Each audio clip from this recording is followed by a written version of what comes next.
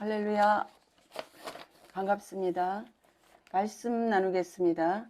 성경은 누군가를 설명하고 가르쳐주고 알리기 위하여 기록되어진 책입니다. 그분은 오직 한 분 예수 그리스도이십니다. 성경을 보실 때에 예수가 보여지는 축복이 임하기를 간절히 바랍니다. 사람의 환경, 어떤 배경, 실수, 죄, 성공, 동물이나 나무, 삼라만상 모든 것은 하나님을 설명하기 위한 도구입니다. 자, 다시 한번요. 이 세상에 존재하는 모든 것은 하나님을 설명하기 위한 도구예요. 예수 하나님. 자, 개인의 복받은 이야기를 하고 싶어서, 아브라함이 복받은 이야기를 기록하고 싶어서 쓰여진 66권이 아니라는 거예요. 기록의 목적이 반드시 있다는 겁니다. 이것을 숙지하고 우리가 성경을 봐야 될 필요가 있습니다. 병 고침 받은 이야기, 방언 받은 이야기, 회개한 이야기, 이런 것들은 예수가 살아계심을 증명하는 거예요. 자, 다시 한번요. 예수 그리스도가 살아계심을 증명하는 겁니다. 성경의 원작자는 하나님이세요. 그래서 사람을 통해서 감동으로 혹은 보여주시고 이렇게 하여 기록되어진 거죠. 때로는 현현하셔서 사람을 통해서 성경을 기록하신 것입니다. 그래서 성경이 매우 어렵습니다. 매우 어렵습니다. 자, 요한복음 5장 39절을 보면 성경에서 영생을 얻는 줄 생각하고 성경을 연구하거니와 이 성경이 곧 내게 대하여 증거한 것이라 그랬습니다. 예수에 대하여 증거해 놓은 책이라는 것을 우리가 숙지하고 성경을 봐야 될 줄로 아는 것입니다. 무엇으로 어떤 방법으로 기록하였는가? 어떤 방법으로 예수를 알리기 위하여, 예수를 가르치기 위하여 기록하셨는가? 모형으로 하셨어요. 모형. 그럼 잠깐 모형을 살펴볼까요? 모형은 예표다, 비유다, 그림자다. 그러니까 성경은 사건, 사람, 인물, 동물, 식물, 이 모든 것은 예수 그리스도를 설명하기 위한 도구, 모형으로 기록되어져 있다는 사실입니다. 그러니까 아담은 장차 오실 자의 모형이라 그랬어요. 아담은 장차 오실 예수 그리스도의 모형이라 그랬습니다. 아담을 보면 예수 그리스도가 보여져요. 모형이기 때문에. 그러면 아담 모형이 뭘까요? 모형은 모델인데 본을 떠서 만든 형태, 실물을 모방해서 만들어진 물건. 그러니까 예를 들어서 집을 분양하기 전에 모델하우스라든지 옷을 만들기 전에 샘플이라든지 이런 모든 샘플이 있지 않습니까? 네, 샘플이죠. 모형입니다. 미리 알려주는 어떤 표징, 장래에 완전한 것, 실체, 미리 나타내고 보여주는 어떤 미미한 것, 그림자, 이것을 뜻한다고 했습니다. 자, 그러면 이삭은 어떤 모형을 갖고 있을까요? 이삭은 예수 그리스도의 재물을 모형합니다. 청년 이삭이 늙은 아버지 앞에서 정말 순종했던 것은, 장작 제단에 올라갔던 것은 예수 그리스도의 순종을 우리에게 보여줍니다. 예수 그리스도가 아버지 하나님의 뜻에 순종함을 모형으로 말씀을 합니다. 성경의 기록의 목적은 반드시 있음을 우리가 알아야 돼요. 아담 존재의 이유, 목적, 이제 제가 다 설명을 할 겁니다. 아브라함의 존재, 이유, 목적, 야곱, 사라, 하갈, 이스마엘, 모두 다 하나님이 예수 그리스도를 설명하기 위한, 성경을 설명하기 위한, 영생을 설명하기 위한 모형이고 도구라는 거예요. 도구. 하나님을 기록한 책이 바로 성경이다. 예수 그리스도를 기록한 책이 성경이다. 성령 하나님을 기록한 책이 성경입니다. 성경의 모든 인물은 반드시 모형임을 알아야 돼요. 예를 들어서 이 땅에 빛이 있습니다. 하늘에 태양이 있죠? 그럼 예수가 빛이에요. 우리가 태양빛을 알면 예수 그리스도가 어떤 분이신지 미미하지만 알 것 같고, 이 예수를 알려주는 표징이라는 거죠. 모형이라는 거죠. 자, 태양과 너무 멀리 있으면 겨울에는 식물이 자라기 힘듭니다. 그죠? 예수 그리스도와 멀어지면 여러분 사람 살 수가 없어요. 그리고 사람이 사는 모든 생명의 에너지, 자람의 에너지는 태양으로부터 옵니다. 살고 죽고가 예수 그리스도로부터 옵니다. 또 태양과 가까워지면 살 수 있어요. 식물도 기타 등등등. 또 너무 태양과 가까워지면 우리는 다 죽습니다. 삶의 영위에 나갈 수가 없다는 것입니다.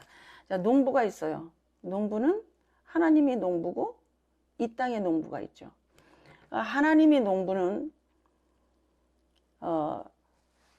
이 땅에 땅을 일구고 담을 쌓고 거름을 주고 이런 작업을 이 땅의 농부가 하는 거예요.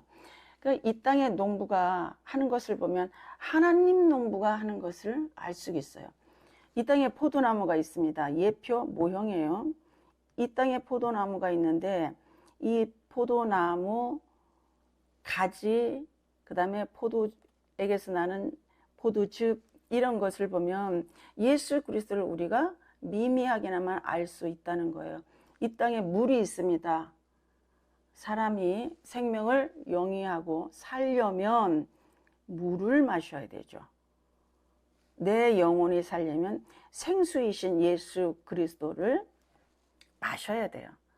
그러니까 그런데 우리가 이런 거를 보지 못하고 예수 믿으면 그냥 복 받는 줄 알았던 거예요.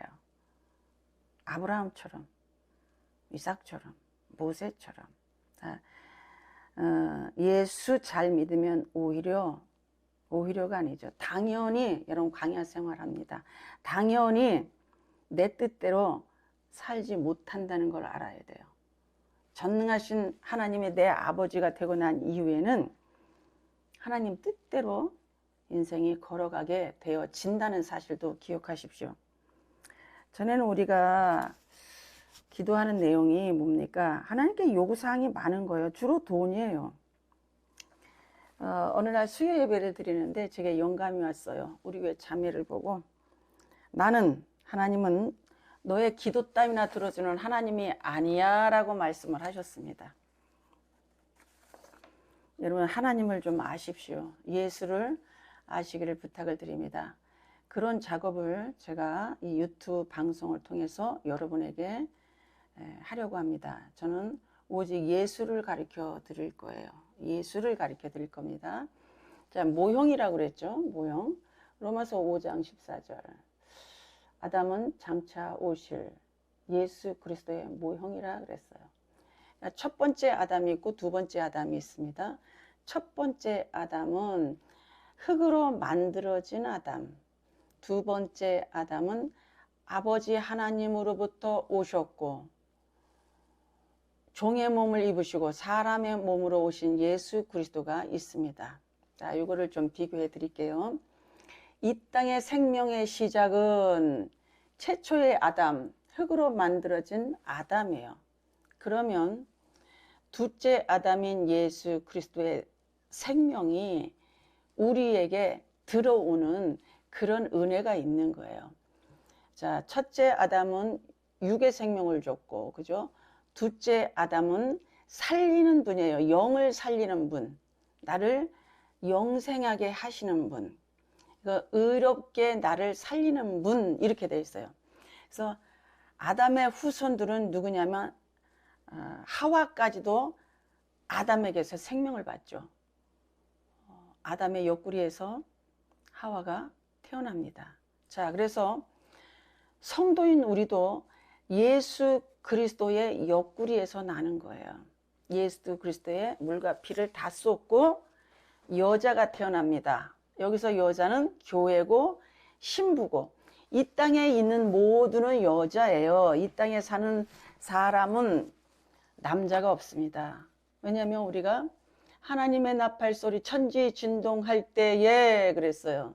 그때 신랑을 기다리는 신부들입니다. 그러니까 아브라함도 여자, 아담도 여자, 뭐 이삭도 여자, 바울도 여자. 여자의 의미를 아셔야 돼요. 자, 아담은 육에게 생명을 주는 살리는 사람이었다면, 둘째 아담은 예수 그리스도는 영을 살리는 분이셨어요. 첫째 아담은 땅에서 난 자고 땅에 속한 자인데, 둘째 아담이 예수 그리스도는 하늘에서 났고 하늘에 속한 분입니다.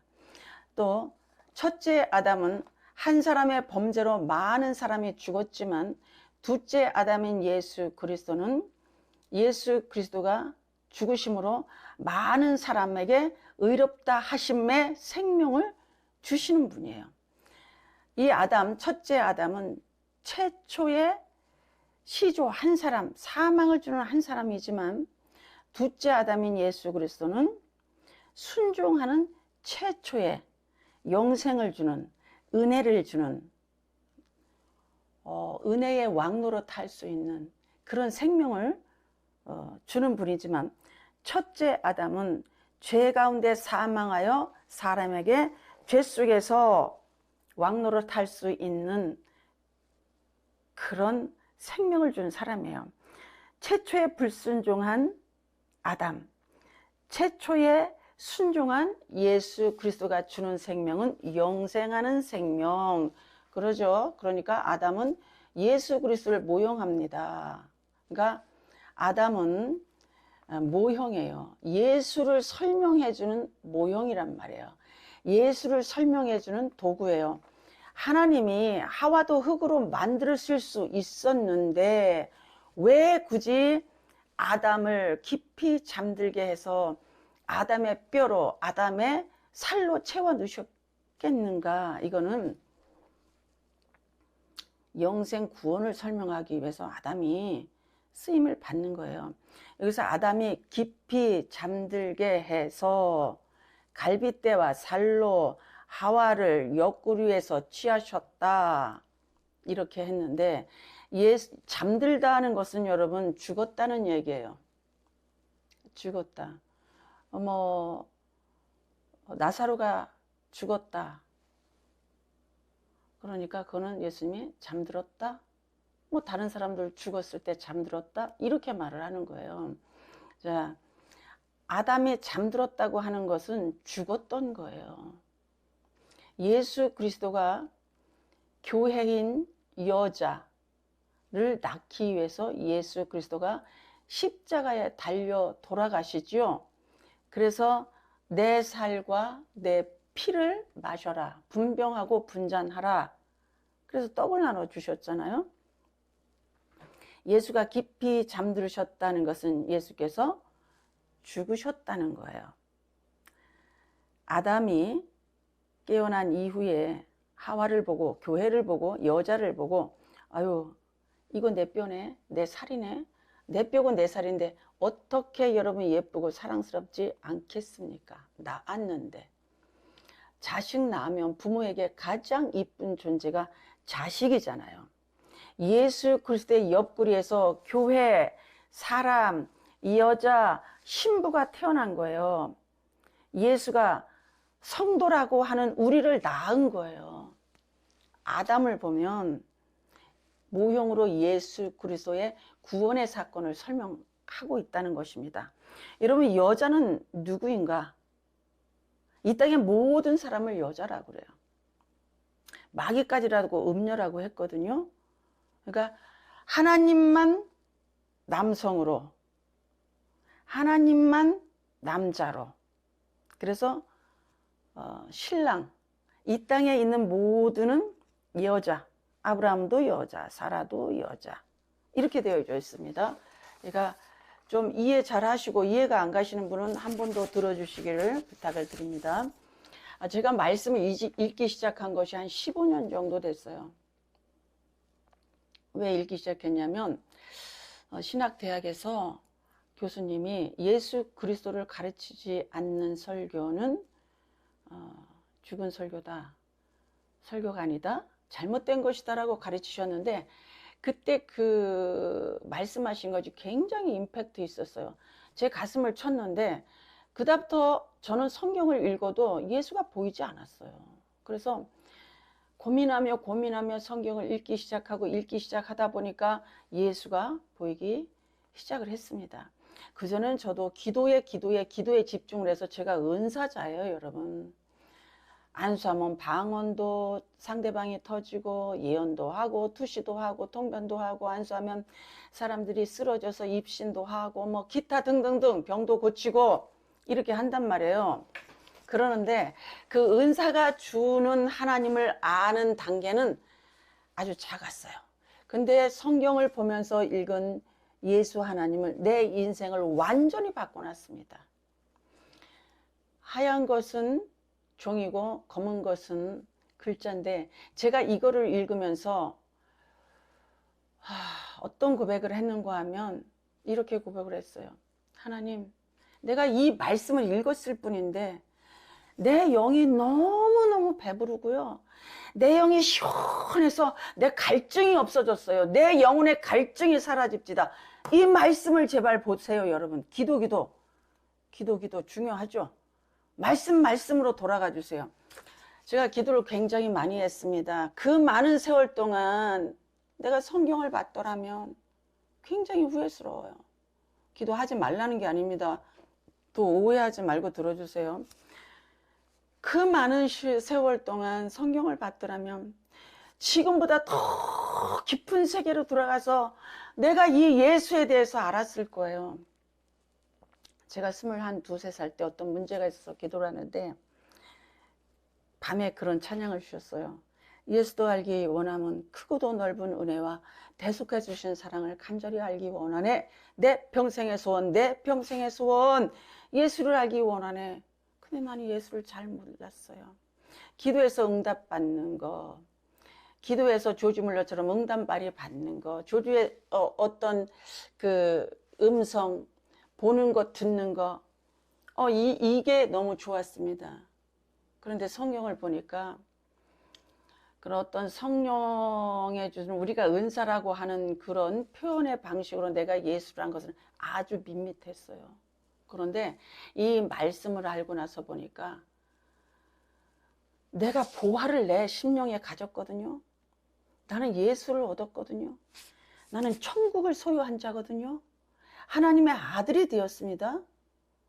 여러분, 인생에 있어서 가장 중요한 것이 예수를 얼만큼 아느냐예요. 인생을 아는 것이 내 인생의 최고의 목적이 되었습니다. 그래서 앉으면 말씀 봅니다. 앉으면. 옛날에는 앉으면 기도했어요.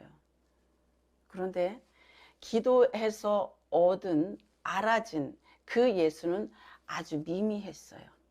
미미했습니다. 그런데 내가 말씀을 통해서 알은 이 예수는 나를 예수로 만족하게 했어요. 내 영이 만족했습니다. 60년 만에 얻은 그 기쁨이었어요. 우리는 보통 예수 믿고 나면 방언이라도 받고 눈물이라도 흘리고 기타 등등 어떤 체험을 하면 자꾸 부자 되려고 그래요. 하나님 앞에 하는 기도가 돈 달라고 합니다. 기도의 내용이 뭡니까? 다 돈이에요. 다 돈이에요. 하나님을 이용해서 부귀와 영화를 누리려고 했던 기복주의 신앙들, 그 종교성, 어떤 절대자의 신을 내가 힘입어서 내 소원을 성취하려고 하는, 달라고 하는, 세상 것을 끊임없이 달라고 하는, 거기서 벗어나서 이제는 예수를 알기를 원합니다. 생수를 먹여주세요. 생수를 채워주세요. 예수 그리스도인 몸 영생하는 이 떡을 내게 주세요. 여러분 썩어질 떡만을 자꾸 우리가 구하잖아요. 먹고 배부른 내 벨리, 내 배를 채우는 이 떡을 계속 달라고 그러는 거예요. 영원히 채워지지 않습니다. 그 돈, 그 건강, 그 쾌락은 채워지지 않아요. 예수를 알기를 부탁을 드립니다. 너무너무 부탁을 드립니다. 자, 성경에서 여자는요, 이 사람이에요. 사람 모두 다, 저를 포함해서 저희 아버지도 여자고, 그래서 신랑을 기다리는 신부들입니다. 신부 단장이 뭘까요? 예수를 믿는 거예요. 예수를 믿으면 되는 거예요. 여러분, 이제 앞으로 저는 여러분에게 끊임없이 성경이 나타난 이 예수를 증거하려고 합니다. 부탁합니다. 성경으로 돌아가 주세요. 성경 봐 주시기를 부탁을 드립니다. 여러분에게 여러분의 갈증과 여러분의 허기진 배고픔을 그 예수께서 해결하실 것입니다. 돈이 아닌 영생하는 예수 그리스도가 여러분을 만족하게 할 것입니다. 할렐루야! 감사합니다. 다음에 또 뵙겠습니다.